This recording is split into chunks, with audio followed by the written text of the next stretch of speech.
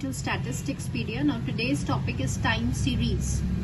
Let's begin with it. Seasonal variations are calculated by method of least squares, method of moving average, ratio to trend and none. तो students अभी हम बात करते हैं, यहीं से मैं रिलेट कर रही हूँ बहुत सारे एडिशनल क्वेश्चंस को भी. देखिए आपके पास टाइम सीरीज में क्वेश्चन ये भी हो सकता है कि टाइम सीरीज में कितने कंपोनेंट्स होते हैं. So we have 4 components. ठीक है, कौन कौन से होते हैं? एक होता है ट्रेंड, एक होता है सीजनल, एक होता है साइक्लिकल, एक होता है आपका इरेगुलर वेरिएशन. तो ट्रेंड को मेजर करने के लिए हमारे पास कौन कौन से मेथड्स होते हैं? एक तो ग्राफिकल मेथड होता है जस्ट बाय इंस्पेक्शन, एक सेमी एवरेज मेथड होता है, एक लीस्ट स्क्वायर्स मेथड होता है और एक मूविंग एवरेज मेथड होता है. तो यहाँ पे हमें सीजनल वेरिएशंस को कैलकुलेट करना है. तो मेथड ऑफ लीस्ट स्क्वायर से आप ट्रेंड कैलकुलेट करते हैं, मेथड ऑफ मूविंग एवरेज से आप ट्रेंड कैलकुलेट करते हैं, और रेशियो टू ट्रेंड वाले मेथड से आप सीजनल वेरिएशंस कैलकुलेट करते हैं. So answer for this question will B ratio to trend. Next देखिए, द मोस्ट कॉमनली और widely used method of measuring seasonal variation. तो सीजनल वेरिएशन को मेजर करने के लिए एक होता है मेथड ऑफ सिंपल एवरेज, एक होता है ratio to trend, ratio to moving average और लिंक रिलेटिव मेथड्स. ये 4 मेथड्स होते हैं. इसमें से सबसे वाइडली और सबसे कॉमनली यूज्ड मेथड जो है, जो हम बहुत ज्यादा यूज करते हैं, वो है ratio to moving average method. ठीक है, देखिए नेक्स्ट क्वेश्चन देखिए. A lockout in the factory for a month is association with which component of the time series. कोई फैक्ट्री है, फैक्ट्री में 1 महीने तक कोई स्ट्राइक की वजह से ताला लग गया, लॉकआउट हो गया. ठीक है, तो फॉर अ मंथ के लिए हुआ है. तो देखिए क्या होता है कि जो स्ट्राइक्स हैं, वॉर्स हैं, फ्लड्स हैं, अर्थक्वेक्स है, कोई डिजीज है जैसे कोरोना टाइम, तो वो एक डिजीज था. तो उस टाइम में जो चेंज आया टाइम सीरीज में, वो कौन से वेरिएशंस की वजह से होता है? इररेगुलर वेरिएशंस की वजह से, जिनके बारे में हमें पता नहीं है, जो अचानक हो रहे हैं, जो रैंडमली हो रहे हैं. जैसे मैंने यहाँ पे ये क्वेश्चन फ्रेम किया है, बिल्कुल वैसे ये भी हो सकता है कि टाइम सीरीज का कौन सा कंपोनेंट रिलेट करता है कोरोना टाइम पीरियड में. ठीक है, तो क्योंकि वो आपका कोरोना टाइम पीरियड एक डिजीज में आ जाता है, तो डिजीज की वजह से जो टाइम सीरीज में जो चेंज आया है, जो प्रोडक्शन है, मार्केटिंग है, इन प्रॉफिट्स है, इन सब में जो चेंज आया है, वो कौन से वेरिएशन की वजह से हुआ है? वो इररेगुलर वेरिएशन की वजह से हुआ है. ठीक है, तो ध्यान रखिएगा, wars, floods, famines, earthquake, strikes, fires, disease, ये सारे इरेगुलर वेरिएशन की वजह से होते हैं. इरेगुलर वेरिएशन को रैंडम वेरिएशन भी कहते हैं, ये नाम भी आ सकता है, और इरेटिक वेरिएशन भी आ सकता है. तो ये अब आपको नाम ध्यान रखने हैं. ठीक है, नेक्स्ट देखिए. Moving average suffers from loss of information, element of subjectivity, decision about the number of years और एक्सटेंट, और ऑल ऑफ द अबव. तो सफर्स फ्रॉम कहने का मतलब है कि जो मूविंग एवरेज है उसके क्या क्या ड्रॉबैक्स हैं. तो ड्रॉबैक्स मतलब क्या होता है कि लॉस ऑफ इंफॉर्मेशन होता है. लॉस ऑफ इंफॉर्मेशन क्यों होता है? तो अगर आपको ध्यान है, हम मूविंग एवरेज में 3 ईयरली मूविंग एवरेज कैलकुलेट करते हैं, 5 yearly moving average, 4 yearly moving average. तो उसमें फर्स्ट और लास्ट का मूविंग एवरेज आप कैलकुलेट नहीं कर पाते हैं. ठीक है, तो ये आपको पूरा जो आपका मूविंग एवरेज है, it is not based on all the observation. सारा डेटा वो यूटिलाइज नहीं कर रहा है, तो इन्फॉर्मेशन क्या हुई? लॉस हुई. तो दिस इज ट्रू. तो ये इसका ड्रॉबैक है. दूसरी बात क्या है स्टूडेंट्स, कि हमें यहाँ पे डिसाइड करना पड़ता है कि आप कौन से मूविंग एवरेज कैलकुलेट करेंगे. 3 yearly, 4 yearly, 5 yearly, 7 yearly, 6 yearly, कौन सा करेंगे.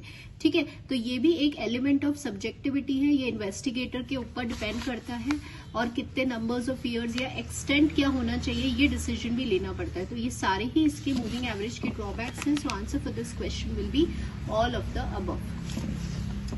नेक्स्ट देखिए. For the time series 3 yearly moving average of the data भी. अब आपको ये डेटा दिया हुआ है और आपको 3 ईयरली मूविंग एवरेज कैलकुलेट करना है.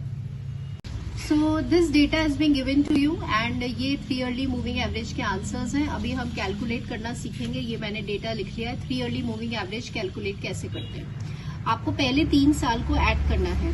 तो जब आप इसको ऐड करेंगे तो ये आपके आ जाएगा 57.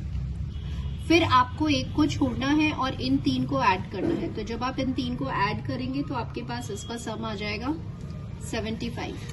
फिर छोड़िए एक को, और सम करिए तो ये 93 आ रहा है। फिर इसका सम करिए, ठीक है, एक एक को छोड़ते जाना है। तो अभी हमने ये सम किया था, 93 आ गया था आपका इन तीन का। फिर आपने इसको छोड़ा और इन तीन का सम किया, तो यहाँ पर ये आपके पास आ जाएगा 8 1 ऐसे आ गया। फिर इसको छोड़ा और इस तीन का सम करेंगे आप, तो ये आपके पास आ जाएगा 123, ठीक है। अब हमें क्या करना है, ये 3 ईयरली मूविंग एवरेज आ गया। अब आपको क्या करना है, इसको डिवाइड करना है 3 से। 3 ईयरली है तो 3 से डिवाइड करना है, 3 से इन सबको आपको डिवाइड कर लेना है।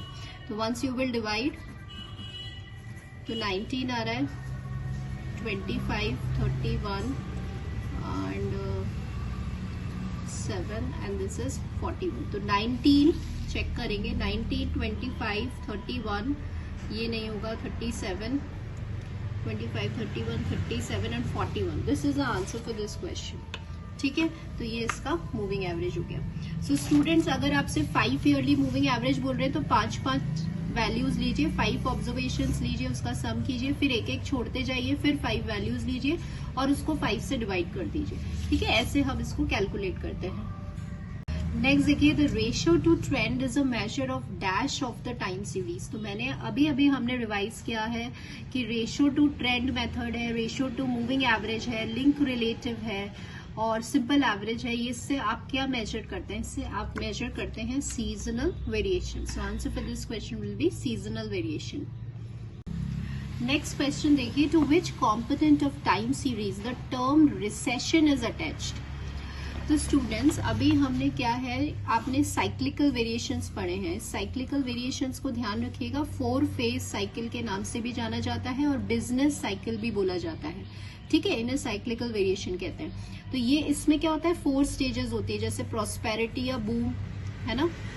जब आप बिल्कुल आपका पीक पर होता है प्रॉस्पेरिटी बूम, फिर आप थोड़ा सा डिप्रेशन, फिर रिसेशन, फिर रिकवरी, इम्प्रूवमेंट, ठीक है। तो ये 4 स्टेजेस होती हैं, इसको आपको ध्यान रखना है। प्रॉस्पेरिटी, डिप्रेशन, रिसेशन और एक होता है आपका रिकवरी या इम्प्रूवमेंट। तो ये 4 फेज साइकिल या बिजनेस साइकिल होती है, ठीक है। तो यहाँ पे जो टर्म रिसेशन है वो किससे एसोसिएटेड है, आपका साइक्लिकल वेरिएशन से। देखिए, the link relative in the time series removes which type of influence.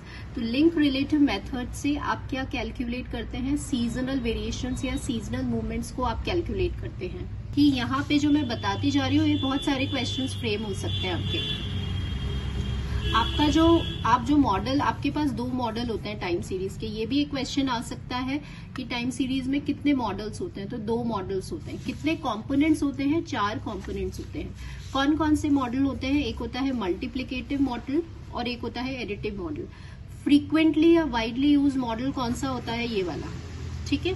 अब जब आप लिंक रिलेटिव मेथड कैलकुलेट करते हैं तो हम कौन से मॉडल अज्यूम करके चलते हैं, मल्टीप्लिकेटिव मॉडल अज्यूम करते हैं। ये स्टैंडर्ड मॉडल माना जाता है।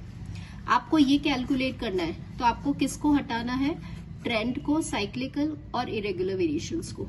इन वेरिएशंस को आपको एलिमिनेट करना है, तभी आप सीजनल वेरिएशन कैलकुलेट कर पाएंगे। तो स्टूडेंट्स, यहाँ पे क्वेश्चन है, अब आपको पता है कि लिंक रिलेटिव मेथड का क्या काम है, सीजनल वेरिएशंस को कैलकुलेट करना। तो ये कौन से इन्फ्लुएंस को हटाएगा, यहाँ पे ट्रेंड को, ठीक है। और जब आप एवरेजिंग करते हैं, है ना, जब आप मीन लेते हैं, तो ये 2 वेरिएशंस आपके हट जाते हैं। तो यहाँ पे क्वेश्चन है कि लिंक रिलेटिव कौन से वाले इन्फ्लुएंस को रिमूव करेगा, तो वो रिमूव करेगा लॉन्ग टर्म, ट्रेंड को रिमूव करेगा, लॉन्ग टर्म मूवमेंट को। Important for to all the statistics students, Thursday को आपका एग्जाम है एंड एक कल वाला जो वीडियो रहेगा आपका, वो एक कंप्लीट स्टैटिस्टिक्स पेपर जो first year, second year, third year का है, एक कंप्लीट सैंपल पेपर जो है जिसमें मल्टीपल क्वेश्चंस होंगे, सारे आपके पूरे सिलेबस को कवर कर रहा है, वो वीडियो आपका कल आएगा, ठीक है। इवनिंग 5 PM पे आएगा। So do share to the maximum students, आपकी बहुत हेल्प होने वाली है और जरूर से इस वीडियो को विजिट करिएगा क्योंकि ये क्वेश्चंस आपको बहुत हेल्प करने वाले हैं आपके एग्जाम में और आपका एक सॉर्ट ऑफ रिविजन होगा, ठीक है। तो please share to all the students जो एग्जाम दे रहे हैं. The ratio to moving average method is applicable for estimating seasonal effect. अब यहाँ पे क्वेश्चन है कि आप ratio to moving average method apply कर रहे हैं सीजनल इफेक्ट को एस्टिमेट करने के लिए. तो additive time series with no cycle, additive time series with no trend, multiplicative time series with no trend और multiplicative time series with all the components present. तो right now I told you. अब देखिए ये ऐसे help करता है. अभी मैंने आपको समझाया कि हम कौन सा मॉडल अज्यूम करते हैं, मल्टीप्लिकेटिव मॉडल. किसको कैलकुलेट करने के लिए? Ratio to trend, ratio to moving average, link relative, इन सब के लिए ये स्टैंडर्ड मॉडल है. ठीक है, तो इसमें चारों कंपोनेंट्स कैसे होने चाहिए? प्रेजेंट होने चाहिए. अब यही क्वेश्चन पूछा गया है कि अगर आप ratio to moving average method को अप्लाई कर रहे हैं तो सबसे पहले आपका मॉडल कौन सा होगा? मल्टीप्लिकेटिव होगा. क्या उसमें सारे कंपोनेंट्स प्रेजेंट होंगे? यस, उसमें सारे कंपोनेंट्स प्रेजेंट होने चाहिए. सो answer for this question will B this. Next देखिए, which of the following is not the method to measure the trend in the time series? तो ट्रेंड मेजर करने के लिए मेथड्स आपको याद है. सेमी एवरेज, तो यस, इससे हम ट्रेंड मेजर कर सकते हैं. आपको वो मेथड बताना है जिससे आप नहीं कर सकते. मेथड ऑफ मूविंग एवरेज, इससे भी आप करते हो. प्रिंसिपल ऑफ लीस्ट स्क्वायर, इससे भी आप करते हो. तो ऑब्वियसली जो मेथड ऑफ लिंक रिलेटिव है या लास्ट ऑप्शन, इस क्योंकि ये जो मेथड है इससे आप सीजनल वेरिएशन कैलकुलेट करते हैं. नेक्स्ट देखिए, time series analysis helps to understand the behavior of the variable in the past, predict the future behavior of the variable, plan the future operations and all of the above. So students, बार ऐसा होता है कि हम सब important points पढ़ते हैं और छोटे points रह जाते हैं. ठीक है, तो जैसे कि टाइम सीरीज के कितने कंपोनेंट्स हैं, कितने मॉडल्स हैं, कौन सा स्टैंडर्ड मॉडल है जो मैंने आपको बता दिया. अब यहाँ पे क्वेश्चन है रोल ऑफ टाइम सीरीज का, यूज ऑफ टाइम सीरीज पे क्वेश्चन पूछ लिया. ठीक है, तो टाइम सीरीज पढ़ने का क्या फायदा होता है कि आपको एक तो पास्ट के बारे में पता चल जाता है कि क्या ट्रेंड्स एंड टेंडेंसीज रही हैं आपके डेटा की. आप फ्यूचर के बारे में प्रोडिक्ट कर सकते हैं कि इन फ्यूचर हमें क्या करना है और उस पर आप जो ऑपरेशन है उसे प्लान आउट कर सकते हैं. तो क्वेश्चन है बिहेवियर इन द पास्ट, तो that is also true. Future behaviour को प्रिडिक्ट करना, फोरकास्ट करना, दैट इज ऑल्सो ट्रू. और फ्यूचर ऑपरेशंस को प्लान आउट करना, that is also true. So answer for this question will be all of the above. तो ये role of time series है. So tomorrow at 5 PM entire syllabus cover करेंगे हम. Multiple questions, more than 50 questions हम solve करेंगे. सो do share and do visit, do watch the video. So thank you students for watching this video.